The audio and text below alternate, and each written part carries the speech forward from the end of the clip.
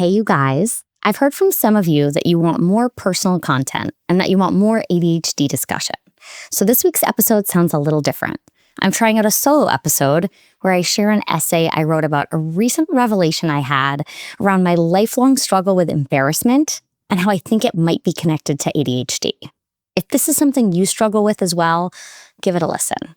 And if you're here for the interviews with food lovers and you want help with your busy brain and you want to get back in the kitchen, don't worry. We've got more of that next week. I should also mention that if you like to read the text version or share it with a friend, that lives over on my Substack at catherinesmart.substack.com. I hope you guys enjoyed the episode, and thanks so much. This could happen to you. This could happen to you. This could happen to you.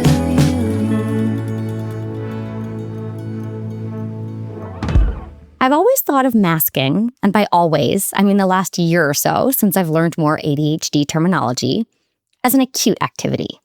Furrowing an eyebrow to look like you are deep in thought when your spirit has actually left your body during a meeting, suppressing a tic, gnawing on your tongue so you don't interrupt a new acquaintance at a cocktail party. Initially, the term, used to describe the effortful practice of trying to mask ADHD symptoms in order to present as neurotypical, didn't really resonate. Probably because when you've been doing something consistently for over 30 years, the muscles are pretty strong. Also because I've spent most of my life trying to not acknowledge my ADHD. But what do you call it when your masking activities are as second nature as breathing or taking a sip of water when you're thirsty? And what do you do with the realization that, not unlike a runner whose knees are giving out, these skills that have served you so well in so many ways have also been taking a toll? If we are giving out yearbook superlatives, mine would be most easily embarrassed. And I've recently had the revelation that my lifelong struggle with intense embarrassment might not just be my personality, but another facet of my ADHD, a product of masking. And I'm probably not alone. In case it's not abundantly clear, I'm not a scientist or a physician or in any way qualified to theorize about ADHD outside of the realm of being a person living with it. And like every woman over the age of 35 with a social media account, I am bombarded with, is it perimenopause? Is it ADHD? Mostly by people who are trying to sell me something. So as you can imagine, I am inherently skeptical of throwing every emotional experience in one of those two buckets. But this lifetime of feeling mortified thing has got me thinking. Embarrassment has always been my Achilles heel. The first memory I have of overwhelming embarrassment was after a free-for-all sugar fest on Valentine's Day in the first grade. I projectile vomited on the bus ride home, all over my pastel snowsuit, to the horrified shrieks and giggles of older girls. I can still feel the sticky gray pleather of the bus seat on my sweaty palms.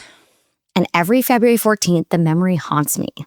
The second incident that comes to mind was in 5th grade, when my mom, fresh off a trip to Australia, gave a birding talk to my class and imitated the call of the kookaburra. 33 years later, that yodel is still a sore subject for both of us. But those are ordinary embarrassments.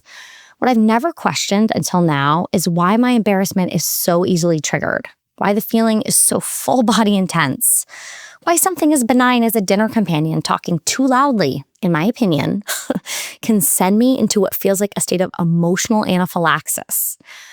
Drawing negative attention, whether from my own misstep or the behavior of someone in my orbit, has always registered in my brain and body like an animal-level threat to my well-being.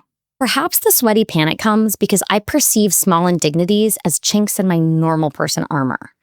If I could always be the most polite, the easiest to talk to, the least high maintenance, it wouldn't matter so much that I forgot the teacher's instructions the moment they left his mouth, or that I blanked on my colleague's name before she could even finish introducing herself, or that I sit on the edge of every board game with a magazine because I can never focus long enough to learn the rules, never mind play it.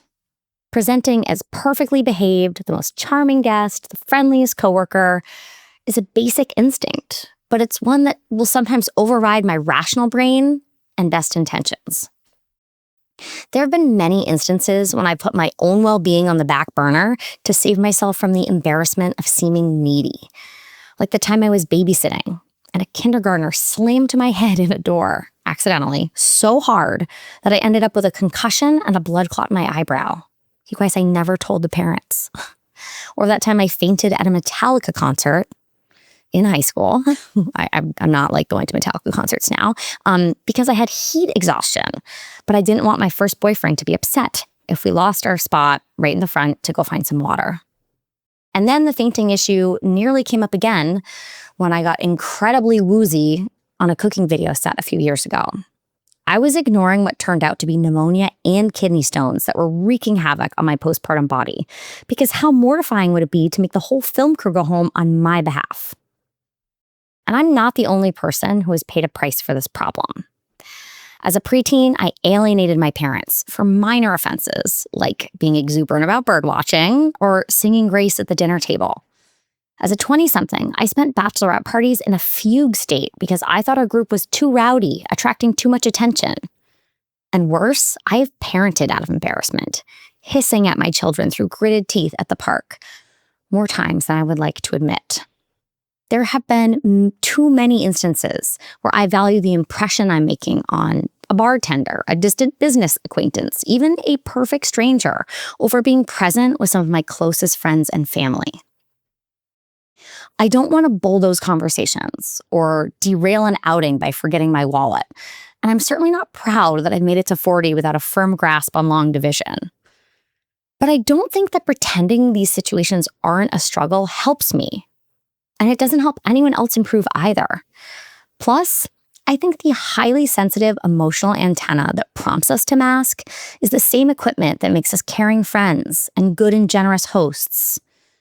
Unfortunately, we are ill-equipped when it comes to tuning out that conversation of every table within 20 feet of us at a restaurant. Raise your hand if you squirmed your way through an awkward first date or a tense, hushed argument that you weren't even a part of, one that is happening across the room. So many ADHDers are born empaths, and our spidey senses detect every little shift in tone and mood, and we don't just notice the temperature. We are desperate to control the weather.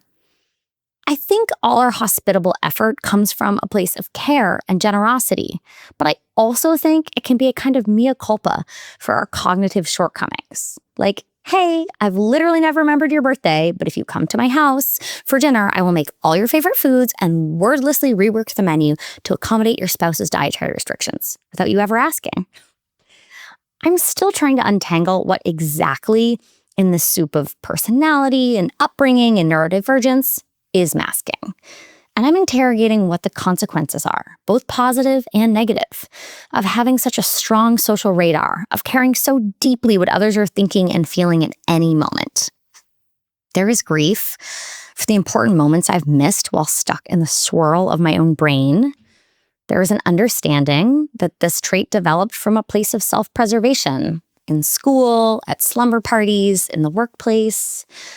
And there is an acceptance that all this masking and all this embarrassment will be something I wrestle with for as long as I am a social animal. As any practice masker knows, the disguise doesn't always work.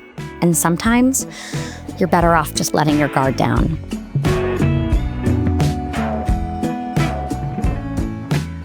Thank you guys. I appreciate you tuning in today, and let me know what you think about this solo episode format. Is it something I should sprinkle in on a regular basis? If you did enjoy it, what topics would you like me to dive into? You can always send me a note at hello@katherinesmart.com. I would love your feedback. And if this ADHD content resonated with you, I think you would love a couple episodes in particular. We've got Rebecca Eisenberg, who talks about baking and organizing tips for cooks with ADHD. And we have another chat with Spencer Horvitz on how he went from a struggling cook to an award-winning chef and restaurant owner once he started managing his ADHD. Thank you so much, guys, and I'll see you next time. Not From Concentrate is produced by me, Catherine Smart, and distributed by PRX. Video and audio editing is by Kevin O'Connell with help from Asia Garcia, and our associate producer is Allie Miller. The theme music is by Kylie Daly.